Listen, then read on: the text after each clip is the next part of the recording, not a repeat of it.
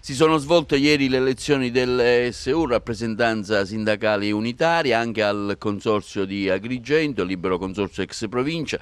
Luigi Bottone ha raggiunto un ottimo risultato ed è stato riconfermato. Se ci fa una sintesi di quello che è successo.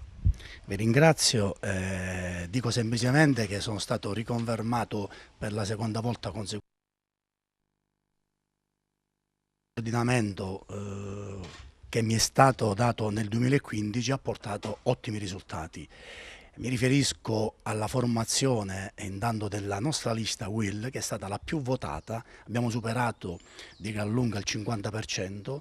E veramente con grande soddisfazione devo dire ai telespettatori che per la prima volta nella storia dell'RSU un coordinatore uscente viene rieletto primo eletto, ma non solo, da 6 passiamo a 8 componenti, quindi maggioranza assoluta, quindi il massimo, diciamo, del risultato che potevamo ottenere.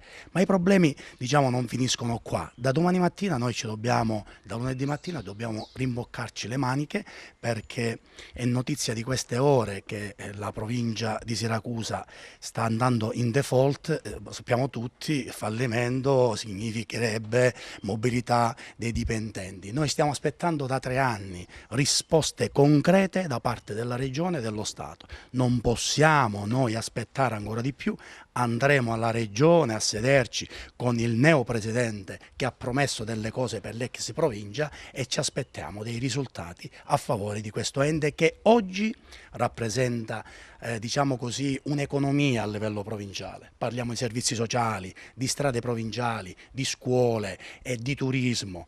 Quindi questo non si può perdere e quindi ci troveranno pronti nelle prossime settimane e ci faremo ascoltare dal governo regionale.